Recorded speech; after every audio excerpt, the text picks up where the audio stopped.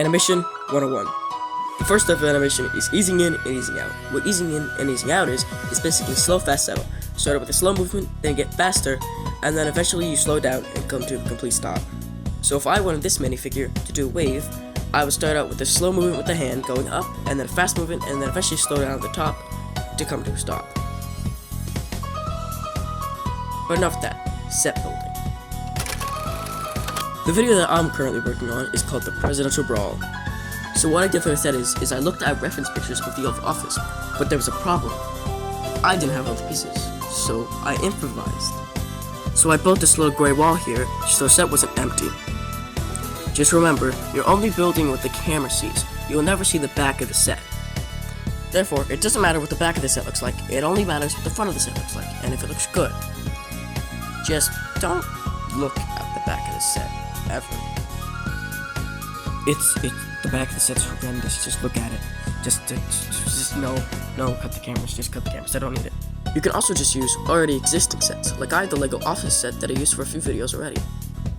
But it doesn't matter which set you have, like I have the Lego Indiana Jones set, which I already used for a YouTube short. But I know that all those big sets are always in everybody's price range. See, when I made my Indiana Jones video, it wasn't exactly the biggest set, but I used it in a good way. I used lots of close-up shots, and even moved some stuff on the set around, so I could get different scenes. So close-ups let small set like these to look bigger in camera. See? Light flicker. There isn't a way to get rid of it permanently, but there is a way to hide it. You just have to make sure that everything on your camera is always in manual. Everything has to be manual. Nothing else. Walking. Probably the hardest thing for me to do in animation, but you have to learn. Now for walking, you always want to make sure you have a stable base and no light flicker. Just like this man, see, he did it perfectly. Ah, he's happy.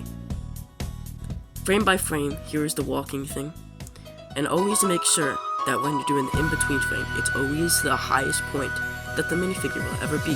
That is called the alpha frame.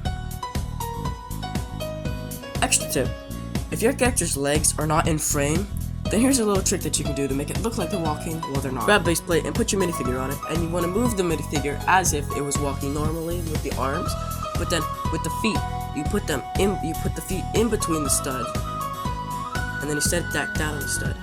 Act so it looks like it's normally walking. Well, it's not, because the legs are out of frame, so you won't be able to see the final product.